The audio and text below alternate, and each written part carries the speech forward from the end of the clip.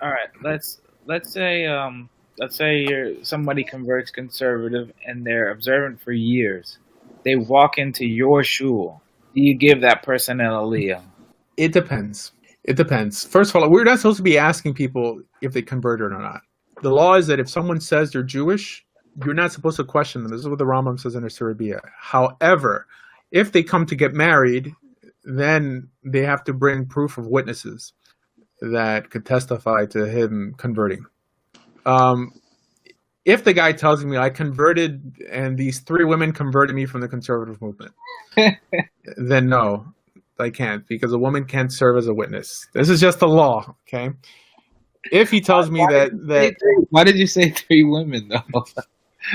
it's because if it was one woman and two guys, it would still be kosher. Well, Because really? yeah, because the Shulchan Aruch says two men, b'diavad, that it will be accepted b'diavad, like after the fact, if only two men did it.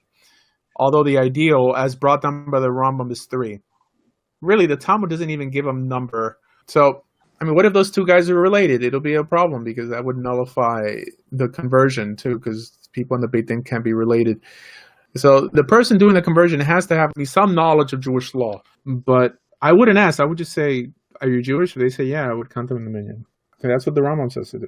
I mean, the whole notion of a minyan. Nowadays people basically go to shul just to give their dead relatives an aliyas neshama to bring them out of purgatory. So now it's taken on some mystical thing. So now they're like, "Are you sure you're Jewish? Are you sure you're Jewish?" Right? But that's not the whole purpose of davening with a minyan. Yes, it unlocks certain things that you could say.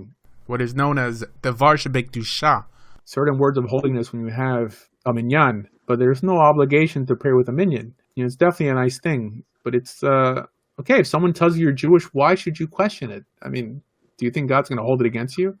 You're following the halakha. The halakha says that if someone says you're Jewish, they're Jewish. That's it.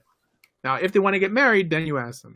I remember I was with my friend in a synagogue in Denver, and they asked him, who converted you? And then he had such a quick response. He's like, "Oh, it's okay. I'm not looking to get married." And then he walked away. But basically saying that the rabbi should have known that you only ask who converted you for reasons of marriage and not to count someone in a minyan or something like that.